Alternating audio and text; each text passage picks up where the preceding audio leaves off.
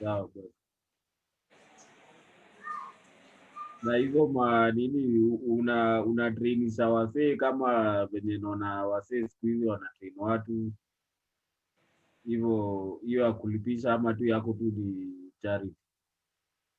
Inadepend na wase tuko nao. Like tuko na wase wawili wanataka ku maintain weight, wanataka tu kukua fit, na kuna wase wengine wawili wanataka ku cut down weight, na madem wanataka kukua na hiyo mwili ya kuenda out and stuff. So definitely tunataka ku suit everybody na kitu anataka. Okay. So tuseme ni kama ka hustle hivi. A few coins na come in which is mine. Kipila anasikia poa, amefanikiwa, ananiona kando. But si lazima because vitu mingi nimefanya. Nafanya na ile will. Nikiwa na will, ikilipa ni sawa. Okay. So tunaweza anza tu from sahi tu. Hebu unaweza tuambia journey yako ya rugby ilianza wapi for you? Sawa. My journey yangu ilianza 2007. In story majority of people wamesoma, I think, from media, post a lot of stories. 2007 where kulikuwa na kitu cha France in Kenya. There was an initiative French in Kenya, na it happened to come at KCB. So being there at a liitwa I think then I was around 11 years old. Watoto kaitwa kaenda wakacheza, but one thing ili fascinate ni food. Unajua setup niliishi, food ilikuwa ni kitu amwezi talk about sana. Kikam well and good mnapatake. So food ilikuwa ndio vibe ilikuwa pale. So every Sunday after church tuenda pale, we feed. My main aim was going to feed. So mimi kwenda napata well done meal, uko na fruit hapo, uko na juo ya soda, chupa ya soda. Unajua chupa ya soda ilikuwa big deal.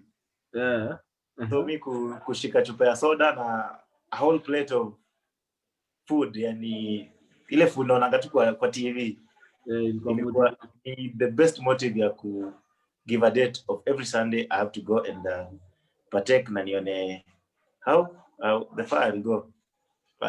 Behind hapo uko high school ama uko nini? Uko primary class 5. 2007. Okay.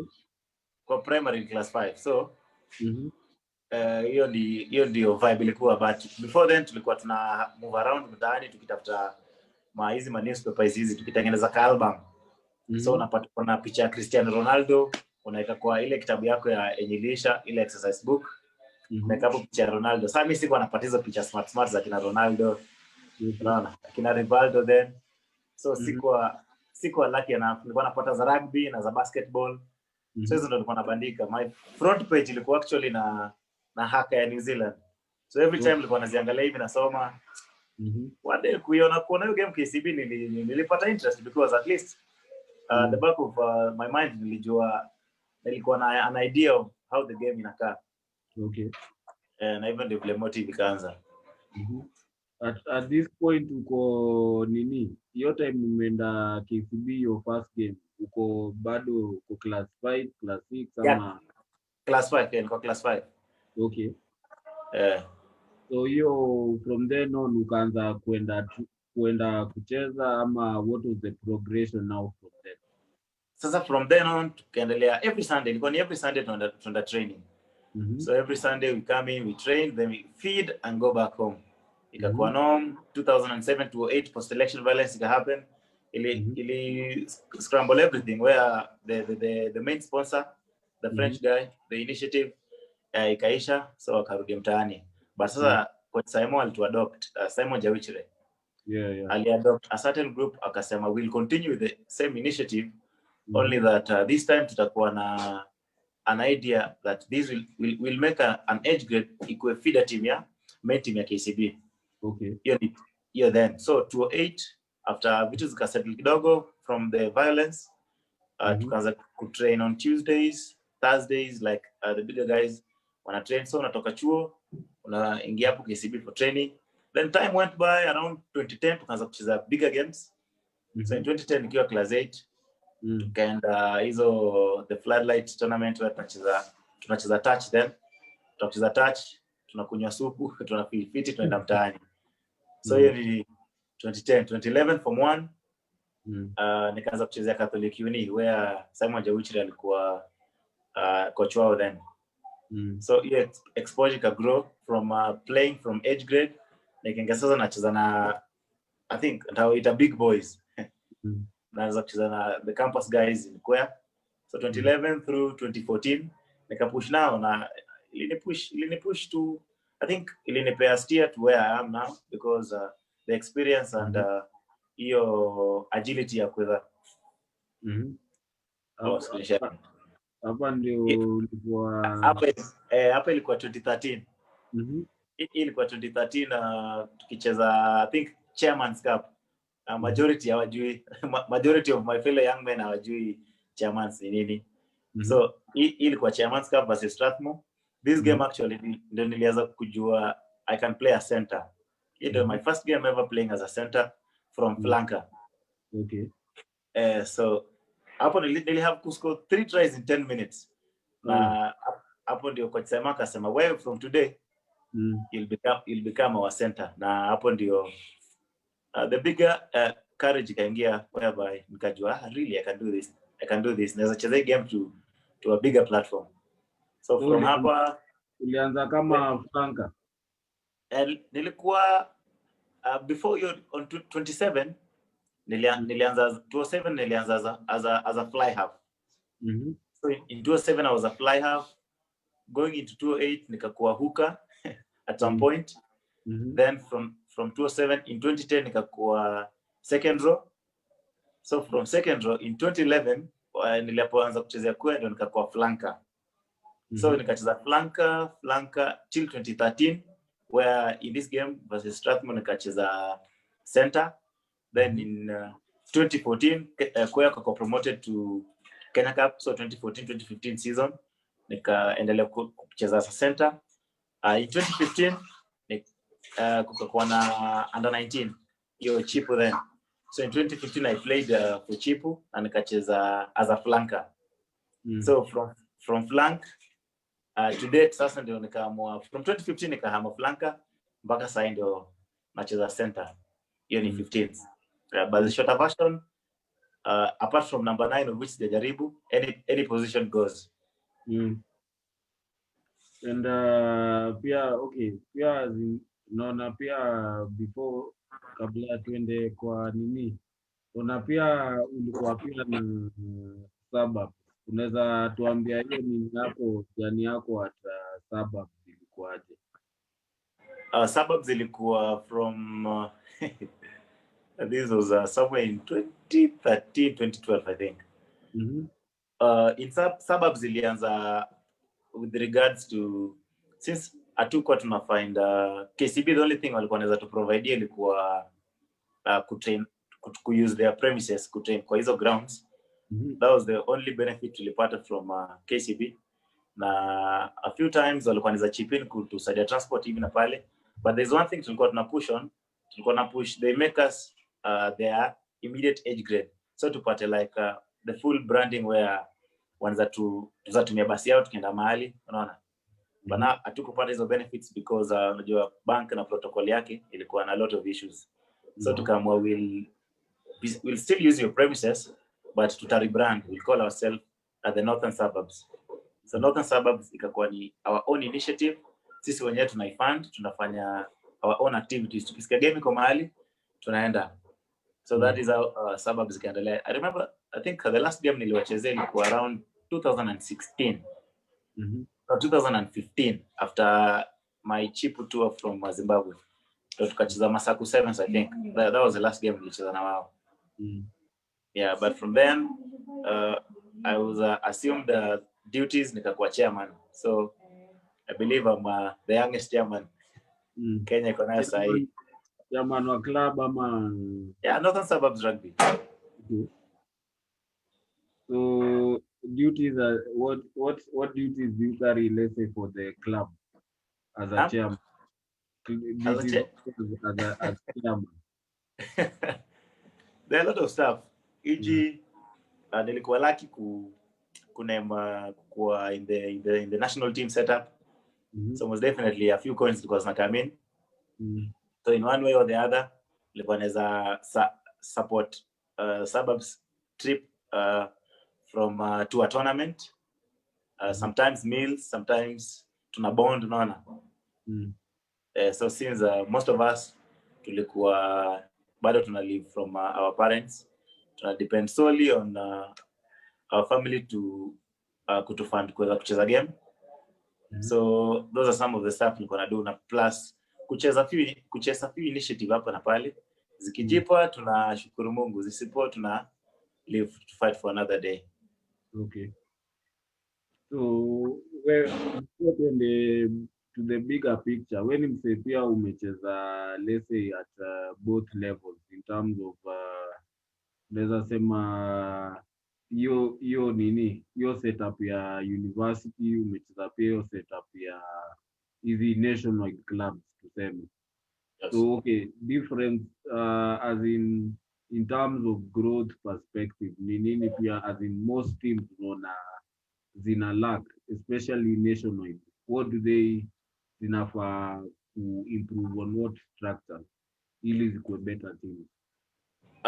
The best thing wakiweza initiate ni wakuwe na tentative plan where kuna structure inafuatwa. Unajua most of national teams wanakuja tu training, bora wanaweza pass ball, then they call it a day. Wametrain, wamegongana, wametakoliana, but at the end of the day training mingi hazina purpose, unaona.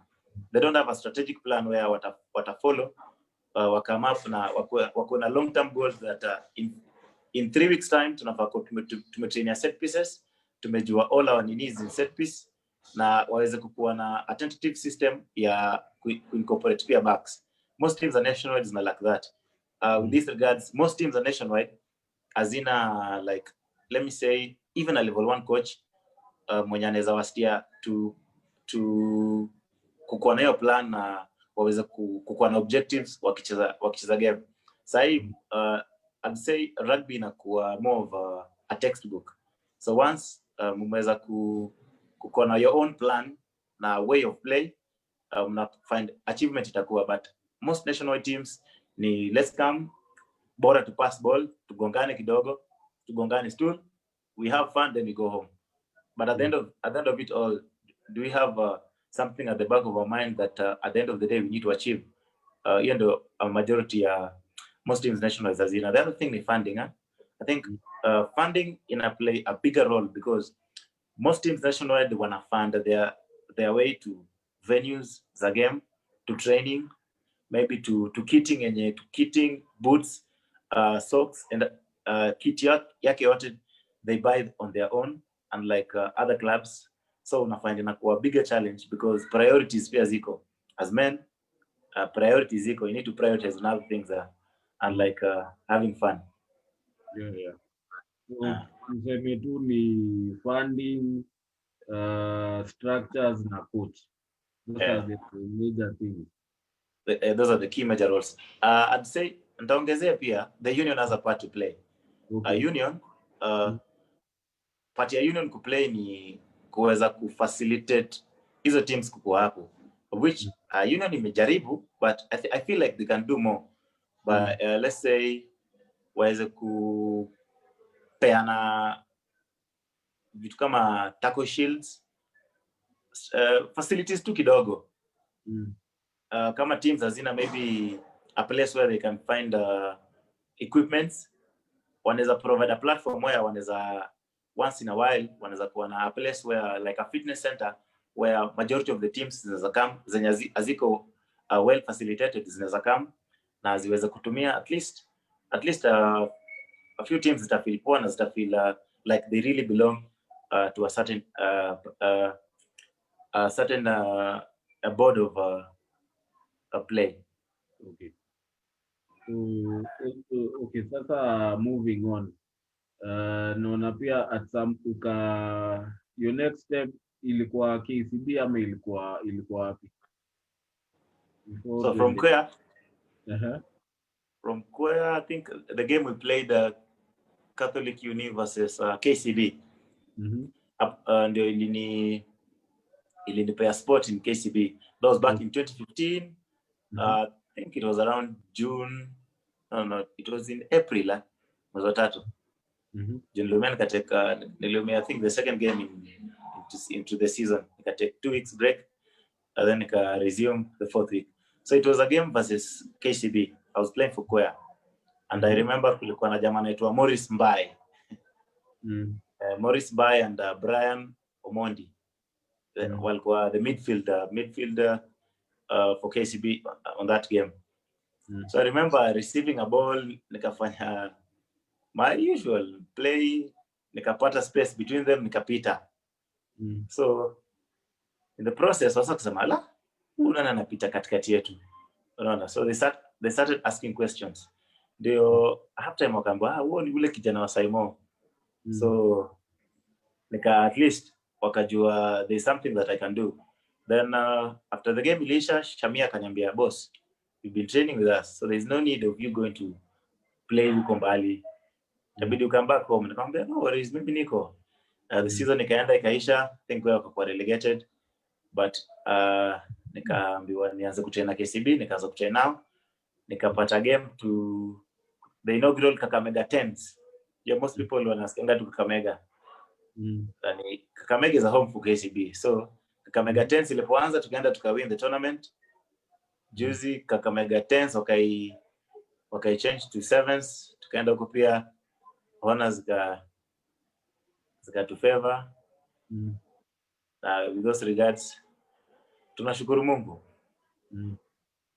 And also kabla nini, because I remember at some point even before sasa uanze nini ukicheza pia nini 7, kuna time pia ulikuwa una play role as a referee. Yeah. I think pia kuna na kuruten zingine ulikuwa pia ref. Sometime back unaweza tuambia pia hiyo uliingia pia aje into refing? Officiating ilianza 2018 na nilidevelop I think an injury kwa my right ankle. Ilianza tu on its own. So kwenda kuangalia OC, nikaambiwa kuna kitu inaitwa synovial cyst. They may grow between my ankle joint. Na ilikuwa na make the movement inakuwa painful. So singeweza kimbia, could only run straight, but hiyo change of direction nikijaribu kidogo it's too painful. So nika opting out nikasema I'll concentrate na suburbs as nika coach for I think a few weeks. Nilikuwa coach for around 7 weeks. Hiyo ilikuwa nationwide, but Kenya Cup ilikuwa inaendelea. So in 2017 2018 actually sikucheza any Kenya Cup game due to hiyo injury. So KRS pia wakagoma, marefaris wakagoma into the season ya 2017-2018. So hakuna marefs na travel na Northern Suburbs as their coach. Wakaniambia Choa akaniambia if you travel with them officiate games zao then utanitumia match sheet. Na hivyo ndio vile kaanza ku officiate. Wakaona this guy huyu jamaa anajua hii kitu. So officiating kaanza, nikapewa few courses nikafanya level 1 nikapita. So I think sasa nilikuwa na pass level 2 yenye bado nangoja certification. Okay. For more training Abala kanishika mkono akaniweka under the women's tournament. So in the women's tournament tulikuwa na officiate like I think after every 2 Sundays walikuwa nayo tournament. Hapo nikaweza kusharpen more of the skills, but more sana on shorter version. The longer version I find very interesting na I'd prefer hata sahi to do a 15th game and like a 7th game. So as a officiating or as a player? As a match official. As a match official. Okay. And sasa going on, tukienda to now your main highlights ama play sasa ulijulikana. Breakthrough yako unaweza sema ilikuja wapi sasa now into rugby now? Hii sasa mambo ya kucheza now 7s. Yeah, breakthrough ili happen. Breakthrough ilianza na, I think ilianza Great Rift Tennesside. Great Rift Tennesside ilikuwa, I think ilikuwa showground. So then ilikuwa napewa more exposure into KCB rugby. So in 2016 hiyo Great Rift Tennesside in Nakuru showground ilikuwa tournament fit, nili have fun, nili enjoy, niliscore 11 tries. So hapo ndo nikajua this shorter version naweza icheza. So hiyo in 2016, 2017, 2018 nika go down due to your injury. Then 2018 nikaanza kupick on, kacheza I think year 7th by the end of Apple Media. 2018 tutakumaliza 7th nikapata call up. So 2018 2019 training Safari 7th nikachezea Morans. Nika enjoy shorter version. Nilikuwa ule msee anaogopa kupiga na head on, as in head on tackles. Sikuwa nazipenda, nilikuwa so afraid of them. But Safari 7th namba boss hapa it's do or die, nikasema haya naliwalo liwe. So I remember playing versus Uganda hiyo in 2018 Safari 7th. Niliweza kujitupa kwa tackle mpaka nasema kama singekuwa na headgear I don't think whether ningeendelea kuchezea national team. So hiyo headgear ilinipea cushion. Jamaa aligonga kichwa yangu katoka kamasi, machozi natoka na shindo. Hii game imekuwa hard aje hivi. All along imekuwa tu fun and games, ukimbia kuruka una have fun. But so national level vitu zimeanza kuwa stiff, but lucky enough nilipasavia. Squad ikaendelea. Wakaname team Dubai, Cape Town na coach Pau. Nikahata unfortunately. The first tour ya Dubai don't nilitamani sana. Your training nilikuwa na train like niko sure this is what I'll be doing now. But Mungu alipanga zake pia. So from hapo nikakuwa lucky, nikaambiwa Cape Town niko ndani. So Cape Town kwa ndani, hapo ndio nilijua sasa ni mimi niandike history, nichague ndatumia kalamu gani. Nikiandika na kalamu ya kuvutika ni hivyo. Season yangu itakuwa short and sharp. Hebu kabla utupatie hiyo nini ya Cape Town, unaweza tuambia kwanza okay hiyo nini hiyo call up now to Cape Town ilikuwaje for you? Let's say because at that time ulikuwa pia hukuitwa, ndio I remember uliitwa, ilikuwa wewe na Ombachi ama ilikuwa mimi na CP, na CP Kuto. Unaweza tuambia hiyo nini ilikuwaje sasa? Ilikuwa ni mimi na CP. Apparently Jeff hakuwa na visa ya Cape Town. Na ilipata kama KCB tumetoka Cape Town, so my visa was still valid. Na hiyo call ilikupata wapi? Sasa hizo ulikuwa wapi? Unaweza tuambia hiyo? Nilikuwa tu mtaani. Ilipata hata I think nilikuwa naongea na Ogwesh. Nikamwambia TM ni aje? Hiyo player 13 haiwezi. Hiyo nilikuwa namsuka before team iende. I think team ilikuwa Dubai. Team ilikuwa Dubai. Nikamwambia TM ni aje? Hiyo player 13 haiwezi. Akaniambia boss tulia, time yake itafika. Nikamwambia TM nasikia team ina name watu 13 but Dubai Cape Town sikujua na name watu 12 because hiyo cut on costs from the union. Kakuwa that kuchat na TM hivyo, akaniambia mimi nilikuwa tu mpole. Nikamwambia basi mimi ndakuwa mpole, nda put shift yangu zoezi then nione malipo baadaye. So hiyo ilipata on I think it was on a Monday ama on a Sunday. It was on a Monday, nimeongea naye. Then kitu Wednesday ananiambia boss, since prediction yako maombi yako imekuwa kweli. My prayers have been answered and I'll be glad to tell you that to join in Cape Town this weekend. Nikasema wazi. Ndio ile time nilikuwa natafuta. But mimi nilijua Cape Town was Cape Town ilikuwa a familiar ground to me because nilikuwa nimeenda huko I think twice with the KCB. So nilikuwa nenda mtaani. In other words, as they said. So traveling to Cape Town, nilikuwa kwa flight solo. I think nilikuwa na Victor Oduor, referee. Pia alipata call up ya kwenda officiate.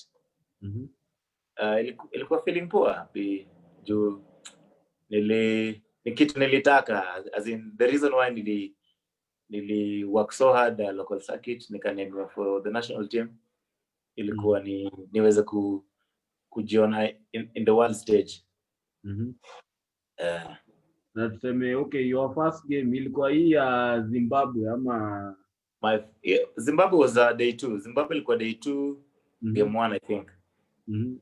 Na game yako ya kwanza uliingiza ilikuwa game gani?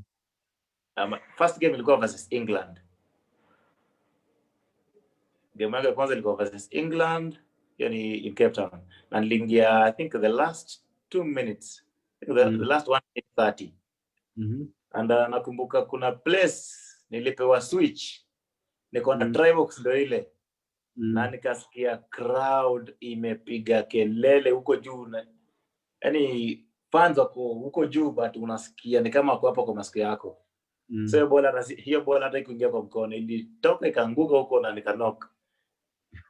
Kwa the changing room nilikuwa so worried because nilijua nimefuck up and sidhani ama ndapata another chance ya kuweza have fun na sevens. So okay, hiyo stage, okay, at that stage umecheza ilikuwa umesema ni New Zealand, ilikuwa game yako ya kwanza? No, England was the first game. Okay, as a player, hiyo nini yako, hiyo mental ama hiyo approach yako into that game, ulikuwa na feel nini ama nini ilikuwa na go through your mind? One, nilijua this is the famous HSBC na bonga sevens. This is a no child's play. Hapa ni kukuja kuweka body on the line. If you joke around, umecost team. So nilikuwa na a lot going through in my head. Nikasema hapa kuna watu mtaani wananingoja. So hapo ukifanya vibaya utapashwa, wataongea Facebook, utakuwa demoralized. Nikasema naliwalo liwe, let me put my best foot forward, ni kuwe among the people wenye watastand to be counted. So going into that first game nilikuwa naangalia hivi the opposite guy naona there's Dan Norton there. Wow, this is the fastest guy naambiwanga, this guy is super fast. But nilipoanza kumfuata nasema ni mimi nakimbia ama nilikuwa na find like this guy wasn't moving as fast as vile wasa wanasema mtaani. The other thing, kuna Andrew Amonde, I'm sorry to say, ali still a certain fear that racks msana pigwa ngumi, unapigwa hedi. So nilikuwa like sasa hapo kwa rack tukipigwa ngumi na marefu anafanya kazi gani? So nilikuwa so afraid. Hata naingia game na tetemeka, napata ball na jaribu kupass, adrenaline imekataa. So going into your first game, ni game gani ndio uliscore your first try? Second game versus Fiji.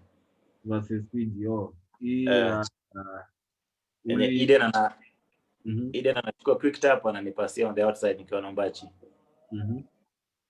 So okay, hiyo feeling ilikuwa aje? Scoring your first try. Ilikuwa hapa nilishika ball nikatoka mbio. Drive kusiko tu mbele. Ilikuwa ni feeling fiti kwanza against Fiji. Na to top it all ilikuwa the lone try in the game. So ilikuwa very awesome feeling. Nilieka na style, nikaeka na left hand. So okay, from then on, did anything mentally change ama in terms of you as a player? Sasa confidence now approaching sasa hizi games zingine. Confidence bado. I'd say the only game nilikuwa a little bit relaxed ni game ya Zimbabwe na I think ya Argentina. Argentina nilikuwa relaxed kidogo, though nilikuwa na tense because I was nafika kwa try box na scope nascore haraka kama nimemaliza hiyo story. But in the Zimbabwe game nilikuwa naweza fika try box, take a breather, unlike other games. So going hiyo ilikuwa ni day 2. Day 1 ilikuwa na wars zake. Your stage fright, day 1 ndio mara ya kwanza. So going into day 2 at least I think coach Paul alituita akatuongelesha, akatu calm down kidogo. Tukapata enough spirit ya kuweza go into the second day. Okay. And hii season, because hii season pia ilikuwa season pia hatukuwa tunapata results as expected. So at nini pia zilikuwa, what were the challenges as a player, seme on the pitch zenye mlikuwa mna experience both mentally and physically? One, I think mentally majority of us tulikuwa wadogo. So kuweza kuhandle hiyo big stage, yes, ilikuwa na jitters zake. So kuweza kuhandle big stage pia ilikuwa need a certain bit of maturity. Na I think lack the right people wa kutushika mkono, kutustia ahead. Because nakumbuka, I'm sorry to say, ilikuwa na Mugaisi Leonard. So pressure, instead of kupata pressure from the coach and the game, nilikuwa na feel pressured nikiwa naye kwa field. So nakwambia boss, hapa ufanye vitu kama hizo and stuff from training. So na feel like, am I like really at the right place? You keep doubting yourself. And asema I think bonding ilitusumbua because una find we are not used to me nimebond na Ulindi. Tabu I only saw him a while ago, but since tulijipata in the same boat, tukaweza kujiembrace na tukasema let's push this. But sasa getting the senior guys waweze kutupatia hiyo mental strength, na like initiative ya Eden Ombachi, ni waseneza sema pia walinisaidia kusettle into the earlier days yo in Cape Town. Anaweza kupatia kitu yenye ukiweza ku reason out itakubuild wewe generally as a player and as a person. Okay, and now let's say now now building on to you as a player. Sasa umeanza kuget game time, umeanza kucheza more game. Sasa at what point did ama nini game yako ulifeel hapa na imechange? And ni nini ulifanya pia, as in what did you work on, let's say mentally and skills wise, ili ukaanza kuchange? First of all, mental nili have kujiambia that in this stage, in as much as kuna the ups and downs, it's up to you to stand and be counted. So uki freak out and uweze kukua muoga zaidi, tena you won't reap much out of it. And the other thing ilikuwa ni kuweza tu kujua the few bits where you're lacking, like the quick pass and maybe the step, the immediate step ukipata ball, na a few combinations za team drills za kuweza kupush the team forward. And wewe mwenyewe physically your fitness, so the fitness aspect ndio naweza sema iliweza kunisaidia more, because niliweza kucover ningekewa GPRS, I believe nilikuwa na cover trails mingi, nilikuwa tu all over, nakimbia tu all over. So hiyo ilikuwa one of the boosting side, where ilikuwa ni kupata msee amechoka na on the same line unavuka, unasonga sana, unaenda kusaidia kwa mbele. Okay.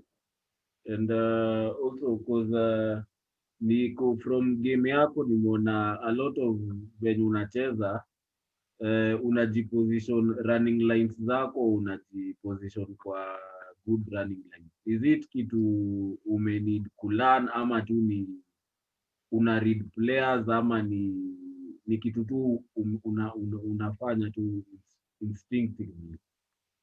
I think I'd say the earlier days of the game, in around, I think it was in 2008-2009, where Coach Pau akiwa bado anachezea KCB to train one Sunday. So in the training niliweza kulearn hiyo kukimbia, hiyo running line, hiyo running line na change of direction. Zingine I'd say ni vitu zingine I'd say zinakam na pressure ya game, the natural aspect ya game. So unafanya vitu zingine according to instinct, like opponent ako hapa na what can I do to evade this opponent na niweza kupata space. So una do away na opponent, una run kwa space na unaweza kupata ball. The other thing ndasema ni fitness, because hiyo yote huwezi achieve kama uko unfit. You must uweze kuwa na a gas tank inaweza ku facilitate kumeka pass, kumeka tackle na kuweza kukimbia, kumeka try at the end of the game. And those were the words from Pau wakati season ilianza hiyo HSBC 2018-2019. Anasema you need to work extra hard, whereby you can make a tackle here, make a tackle there, make a run here, give an offload and go make a try. Okay, and okay, unajua sahii tunaongea a lot of because mambo ya big stage, but unaweza tuambia pia ni nini umebidi ufanye behind the scene ili ufike pia hii level, as in terms of pia nini kuperform skills, let's say physically at that level. One thing ni kuweza kuwa well composed enough. Ukiweza kupata hiyo composure, a big stage utaweza kujiexpress na have fun, because tunakonga so conformed in a setup where tunataka to follow the book to the letter, of which you've seen a space mbele yako, there's no need ya kupass ball. You can create a space mbele yako, there's no need ya kupass ball. But being conformed in a setup where the structure say that I need to get this ball, run straight and make a pass even though there's a space, pia naweza sema ina zero down to stretch my players wengi. You need to unaweza handle what is in front of you at that time. Kama una feel like passing is the right decision, make the pass. If you feel like going for the contact ndio inakuwa the right decision, get the contact. Okay, and pia in terms of your training, training wise, ni nini unafanya pia behind the scenes work on yourself pia, as in pia tukiongea pia let's say kitambo ufike hii level, ni nini pia ulikuwa unafanya behind the scenes? Behind the scenes nilikuwa na concentrate sana on the step na speed. Nilijua once I can step and once for now naona I really need. So do you hizo zingine ziko, I think ndasema the basic part of me joining the game ni kuweza tu kujua at what time to do it, at what time to make the pass. The pass nililearn kitambo, so at what time do I make the pass, at what time do I make the contact. So those are hizo ndio aspects kidogo na jaribu kuchange hapa na pale going into the big stage. Okay, and because nimeona pia umework sana na on acceleration, so is there in terms of wale there also other players unaweza waambia ni what drills unafanya ama what can they, ni nini wanaweza learn pia unaweza impart on them in terms of training for speed?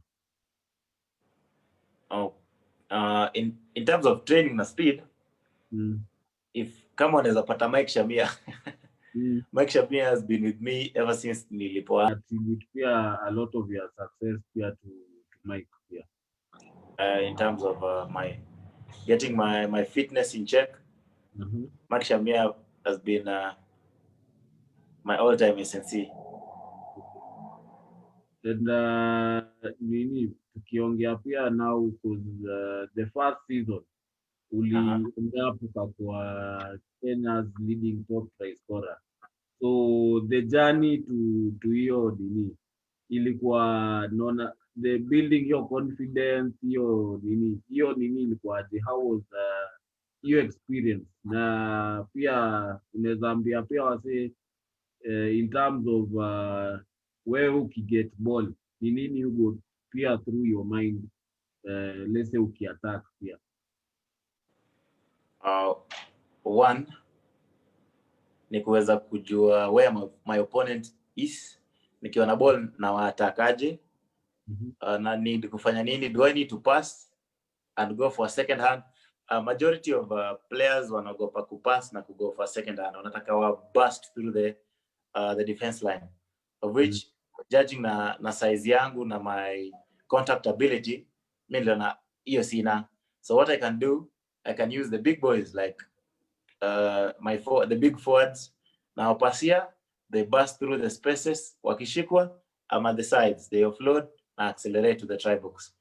So most of the tries nimekuwa na otea tu mahali hapa. I get the ball, I give you, then na otea hapa kando yako. Yeah, just complementing each other as a team. Which goes back to now nini hiyo kitu yako ya the running line, because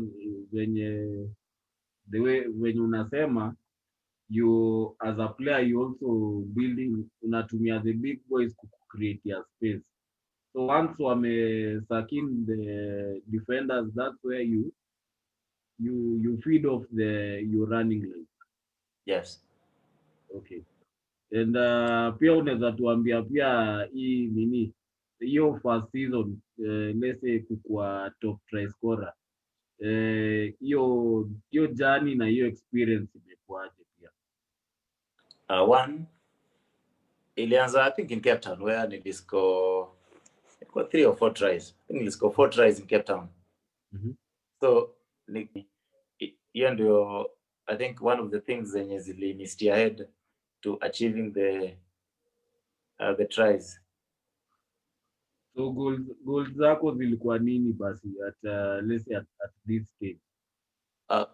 Coming from Cape Town, goal number 1 was to name the squad for New Zealand and Australia. So after naming the squad, nikasema sasa my goals have shifted now. Niende pale, I exactly wewe pia ulikuwa na personal goals zako in terms of what you wanted to achieve for yourself pia. So is it ni kitu ulikuwa na try prove to yourself or to pia is it pia what nini ilikuwa inakudrive, nini ilikuwa ina drive ambition yako?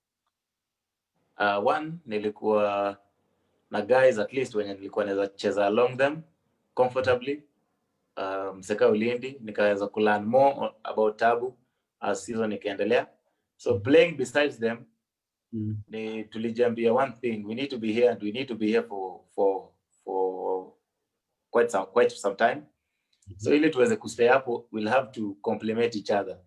Sisi we've never been to that stage na anything can happen. Unaweza sikia union nimesema wataki Mayang Tak tena turushwe nje hivyo tu. So what I did, tukaweza kuitana meeting the 3 of us na tukasema guys, tusaidiane, let's complement each other, let's play this game. In the process, kupata feeding off Olindi, feeding off other players, unaweza kuscore. Na nikasema this is how I will play now. This is my style of play. Ndaka ule mse anaweza kucomplement the whole team na kila mtu ako comfortable. So hiyo ndio one of the bigger goals nilikuwa naangalia. Naweza fanya nini niweze kucomplement ability ya so and so tuweze kuconvert maybe what anafanya kwa field into points. So tunaweza sema pia umekuwa pia kwa umejidiscover through others, because hiyo venye unasema hiyo season ilibidi pia uko na goals zako, ukabidi pia ula other players, na with that also pia ukajidiscover your style of play. So I believe because pia there are a lot of players pia they play the game true, but pia as in hiyo self discovery, as in this is how I play, this is sio coach anataka nicheze hivi, ndio mimi nataka kucheza pia into the team. So going forward, unaweza tuambia your future, your dreams ni nini, ama ni nini umeachieve, let's say at this stage? The bigger achievements ni topping the tables upper locally. In terms of being the top try scorer and top point scorer. Okay. Ndio the bigger achievement na hold sahi, na being able to start and play well in majority of the games pia imepea hiyo motisha. Okay. And let's say unaweza tuambia now second season, hata tuseme wacha second season, now let's say kulikuwa na ile point tulikuwa tuna face relegation in Paris. Unaweza tuambia pia hiyo tona na hiyo experience ilikuwaje? Paris was another thing. Paris I'd say ilikuwa nimepata majority, nikajua Kenyans wakiamua kusimama na wewe Kenyans ni wasawa maana.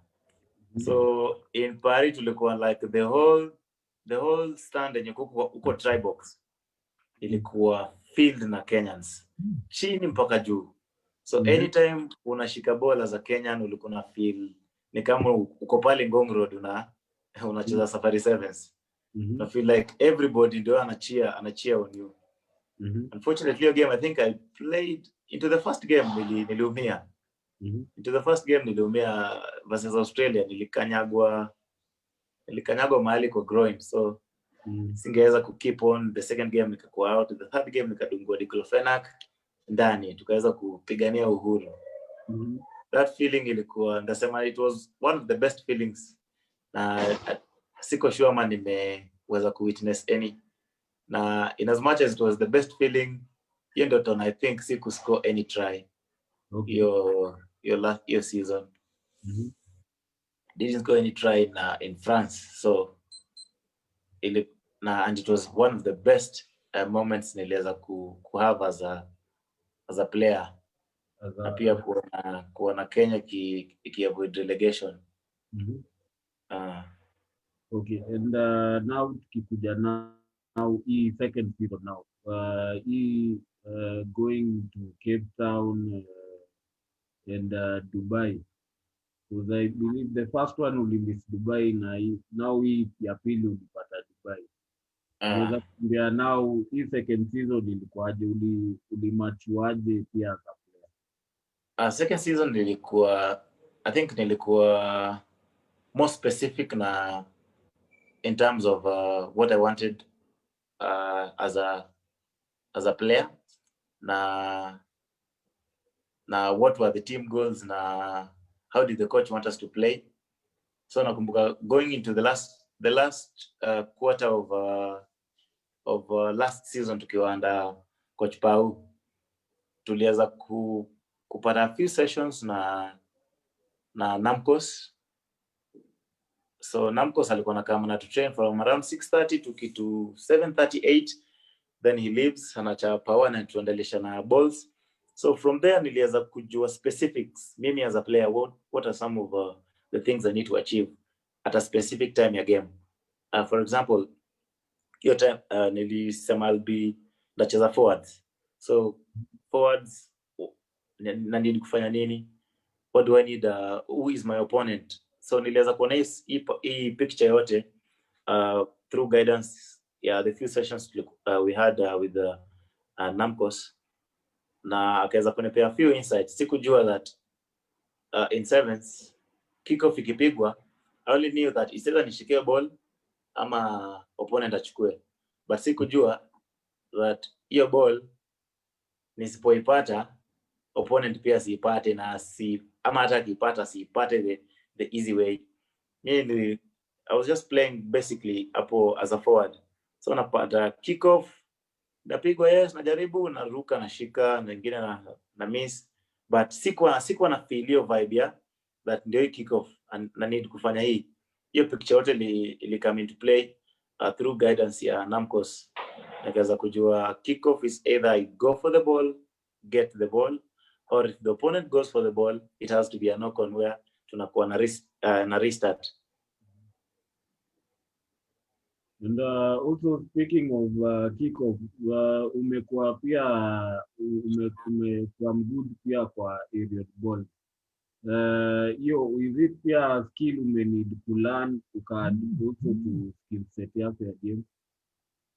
Yeah, it was a skill I had to learn because in 2018 KCB training for your local circuit sevens. I believe in the whole squad ya KCB, mi peke yangu nilikuwa na train for the kickoffs. As somebody will kick, niliona I think in kwa sevens. Tall na kina William Baka wakirukia ball. So you had to lead with your hands, your two hands straight with your knee, na weza kuishika uko juu instead of kungoje come into the pocket. They come to the pocket, kuna msee mrefu kwa kama ichune before we party. So those are some of hiyo ilikuwa one of the aspect ya mimi kuweza ku approach kickoff, that you have to focus on it na uweze kuangalia vizuri, then jump and go get it. So I believe going into getting the call up, I think it was one of the factor in I think ilinipea call up into a 7-0 time, because una find in the whole circuit like nakumbuka Prince Luke ilikuwa smart sana because 90% of the kickoffs niliweza kuzi get from the air, and na believe hapo ndio the whole thing ili start, but going into the big stage nikakoka na kawoga kidogo, but tukapasavia na tukafika mali tuko. Okay. And tukiongelea back to now local circuit, because I believe after your first season coming back pia ulipata accolades kadhaa za kama hii ya Dana 7 na ilikuwa pia Kakamega ilikuwa gani? Yes. Yeah, unaweza tuambia pia hiyo 7 circuit uli approach na mental gani, nini pia ulikuwa unataka kuachieve as a player? One thing niliweza kutreat the local circuit as as a pre-season. Nikasema hapo I'll need to work on all those things nimepick from HSBC so far, na niweze kuona how the stage itanichukua. So going into the tournaments into Kakamega first, nilisema now nimetoka big stage, now niko kwa si stage ndogo, but niko at a different platform, only that the intensity at this level haiko kama ya pale juu. Nikasema let me try and do the things that nilifikiria naweza fanya HSBC na haziku work out, let me try them now on local circuit. If they don't work out, nitupe a tactic, but nilikuwa lucky enough kuona a few things zina work out, like siku believe that I can run for a kickoff and tap it back, but through local circuit nikaweza kufanya nini, nakimbia naweza tap ball back, na hapo ndio jani kaanza, najipata na score tries na accolades na come through. And in terms of experience when umepata at HSBC na umeleta pia at sasa local stage, ni nini imechange for you as a player? Nini umeona nini hiyo big stage imekupatia as a player, skill set, mindset wise, and also venye pia una approach pia game? The big stage inakupea tactics za kuweza ku approach anything rugby wherever you go, besides international stage. So hapa the borrowing from the big stage, nilijua one thing, nikipush at the intensity yenye iko huko, I'll be able to achieve quite a lot hapa. So one thing niliona that our local circuit ilikuwa na lack ni that intensity, that you una find you're playing like you're playing a smaller teams, you're playing like a AP who maybe ndio wanna get into the system. So una find nyinyi as a team you'll try work out your set play of which kingiana mna keep pushing. Na ukimit teams like akina Homeboys, akina Impala, that's why you know that hii intensity napiga, I need to add a little more. So borrowing from your stage ni kuweza kugauge how much you can involve in each game na ile attention na the certain skill level yenye una need ku portray in a certain game. And also tukiongea pia as a player, kuna let's say kuna guys tuseme wana look up to you pia. Unaweza ni nini unaweza waambia they need to do, let's say in terms of working in their game, ili because umeongea about intensity, what nini inafaa player implement ili a play at that level, at that intensity? One thing ni kupata the right people. As a player ukiweza kuwa na dream ya kuweza ku play at a bigger platform, ni uweze kupata the right people, get the right club, get the right jeza kusurround na like minds wenye wataweza kupush through whatever you want to achieve. Na pia weka hiyo nini kuwa na your own layout plan of vitu nataka. For example, if you want to play for the national team in a few years time, jipatie your platform and work towards seeing that you achieve the same. Okay, na skills wise kwa gym ni nini pia wewe unafanya as a player, watu wanaweza emulate or wanaweza borrow a lead? One thing in the gym I believe most of my coaches know. I'm not that person mwenye tenge gym ainue chuma, ainue heavy weights and stuff. Mi sipendi gym. So as a player, look on what works for you to complement certain things that si kila player atapenda gym, si kila player atapenda kukimbia, si kila player atapenda hiyo maybe running where you do your body weight movements. Si kila player ataweza kupenda 100% everything that happen kwa team, but find an alternative of what works for you best. Like for example, maybe body weight workouts na more of running, na find trainings ikiisha na sijakimbia, na find like I didn't achieve much in that training. So mimi na believe so much in kukimbia, down ups, nini, push ups, all those sets of exercises, burpee nini, na nazipenda sana, zina complement my not so loving ability ya kuingia kwa gym. And now going to now ukiongelea pia story ya now Kenya 7, yeah. What do you think now as Kenya? Because sahii tukiangalia hii season tulikuwa pia na the big boys walirudi, watu wako na experience, but in terms of results hatukuwa tunapata zile results tulikuwa tunataka. We unaona ni nini, what do we need to improve on as a team ili tukue tunaweza shinda hata some legs as you as a player?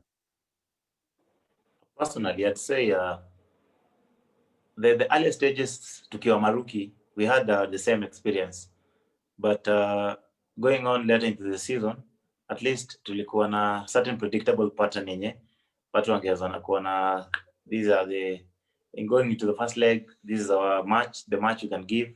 Going into the second leg, this is the match you can give. So senior players coming in each season, personally niliweza feel happy because for the first time nikaweza kuona Oscar Ouma kitrain, nikasema this is one of the people that nimetamani so much kucheza in the same field, donning the same jersey with them. So getting into playing with akina Oscar, me, sijui, I don't know their style of play, and like I had known for the rest of the guys nilikuwa nao. So your adjustment, the quicker we try to adjust na wao, so pia ilikuwa tricky kidogo because najua them, they were coming in, sisi tulikuwa tumekuwa, so them wana try ku work on their fitness level, sisi tuko kule mbele, so unafind hiyo the bond in the team haikuwa to the certain level where tungeweza kumove in one accord na tuweze kuwa na one agenda ya kuweza kupush game na kupata positive result as a team. Una find two guys wanted to win, one guy wanted to lose, so I'm on a common goal as a team.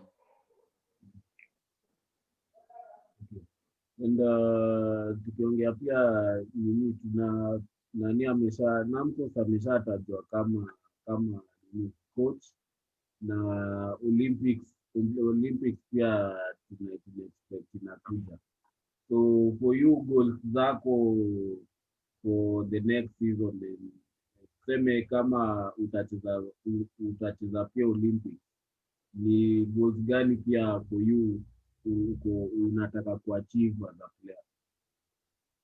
So for now, matters shorter version, niko na a few goals that personally I'd maybe need to achieve. First, I'll really hope to play in the Olympics, World Cup, and the Commonwealth Games. So once nimecheza hizo 3 platforms, I believe for sevens ndakuwa at a certain level where nasema now the 7th chapter naweza fikiria kufunga. That is after playing those 15s. I really hope to play pia hiyo World Cup. Once nimecheza World Cup, then rugby nimemaliza. We try and focus and do other things. Hopefully tuone vile life itatupeleka. And also speaking of other things, unaweza tuambia in terms of corona sahii, ni nini unafanya as a player kujikeep busy on and off the pitch? As a player, I'm I'm doing much because as a player I'm just there waiting for directives for the government ndio tuweze kuona if we'll go back to play. We as players playing field ndio the main play. It's a lot on your plate to digest and see how you will cope. But thank God that everything is moving on safely and hopefully mazuri yako mbele bado yanakuja. And pia tukispeak about mazuri yenye yanakuja hapo mbele for local circuit, ni nini pia Leso unaweza tuambia nini unataka kuachieve at the local stage? The local stage, I think all that I had presumed and planned to achieve, I think zote zimeingia in check. So the only thing nimebakisha ni ku win all the legs. Like you're winning kama ni Kakamega Sevens next, Dallas Sevens next, you're doing the venue itakam, you win all those games. That is the other major plan and I hope for the local circuit kuweza win all the legs. Najua ni one thing I believe hardly has been achieved by any team, na tukiweza achieve that as KCB, I think all my aspects matters local circuit rugby na sevens nitakuwa nimemaliza. Okay, and as chairman, nini pia unataka kuachieve for Sabah? One, as chairman, na pray sana tuweze kupata sponsorship because hapo ndio one of our setback where majority of the players always focus on certain plans because when I feel like maybe at over the weekend they won't be there due to matters financing. So tukiweza kupata sponsor mwenye ata finance all our activities, I think itakuwa milestone in the team. Okay. And unaweza ambia pia wasee pia, okay, lastly in terms of where can guys get you, mtu akitaka kuinteract na wewe, na pia unaweza inspire aje other upcoming players pia? And I got a few of the upcoming players in my DM on Facebook. Okay. Wananiuliza, they're saying they want to be like me. There are some girls. There's a team, Shama's Rugby Foundation, when you're gonna coach now. So most of the kids wanasema they want to be like their coach. So you find it's a bigger challenge where you have a lot. You not only have you're not only looking up to the bigger stage, but also kuna some other people who are looking up to you, and it's up to you to give them a story to give in the future, ama wewe to squander your activities na kuwapatia nothing to say about you in the future.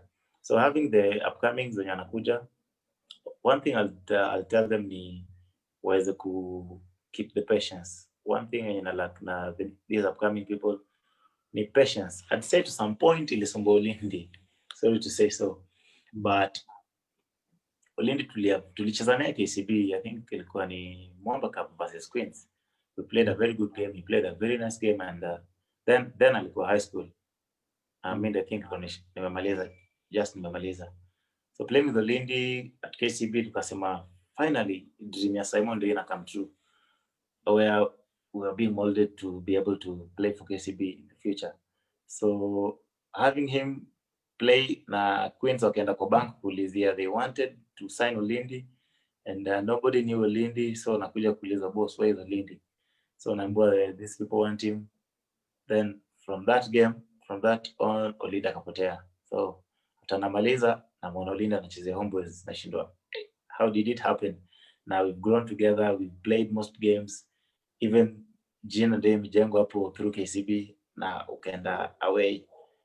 So akaniambia one thing that KCB hakuwa anaweza pata playing time, of which nilifind weird because then aliyeko kacheza, so your playing time sikuwa najua na come through haje. But going by that nilijua majority of the young people who are coming into the game wana lack that discipline ya kuweza ku wait for your time, just do what you do, but kuwa na ile patience that one day if I continue doing this is where I'll be. The other thing ni kama unaweza find msamshike mkono, like for example mimi nilipata was well able akanishika mkono na nikaweza ku steer into the game. Majority of them wanacheza tu mtaani, very good talent, but now wana lack the ability ya kuweza ku entrust their abilities na the right people wenye watawapea right platforms ya kuweza kujiexert as players. Okay.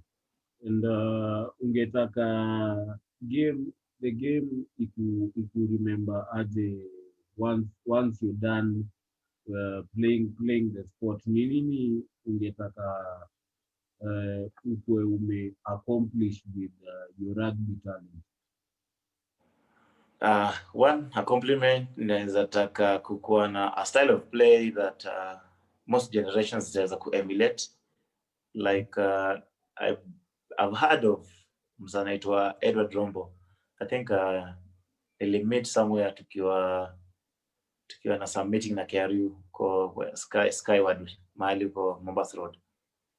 So nimesikia stories kuhusu Edward Rombo that he was a type of player mwenye alikuwa ana hit gap at pace, na having known that nilisikia a few guys wakisema this Onyala guy ana emulate Edward Rombo. So Edward Rombo ni msee, I think hata before nikue a while ago, but now his style of play is being remembered up to date because alikuwa na that spark, that unique way of playing. So I'm really yearning to achieving that unique way of playing the game of rugby. So Onyala, asanti for your time. Umeshare wisdom mingi for the young guys, na pia in terms of also where you're going to now, pia success hiyo medal ya Olympics na tutaileta mtaani, na pia HSBC tuna better fortune this season for you and the team. Asante. If all goes well, tutapata mazuri hiyo season. I see if all goes well, this corona thing ikisha, people watakuwa wiser and a lot of things will be done in a new way. So we are up to making Kenya happy and more proud. Yeah. And hata si tunataka anyway, tunataka mshinde, hiyo ndio kitu mafans wanataka. Okay, cheers and thank you for your time. Wazi, cheers. Jioni njema. Cheers.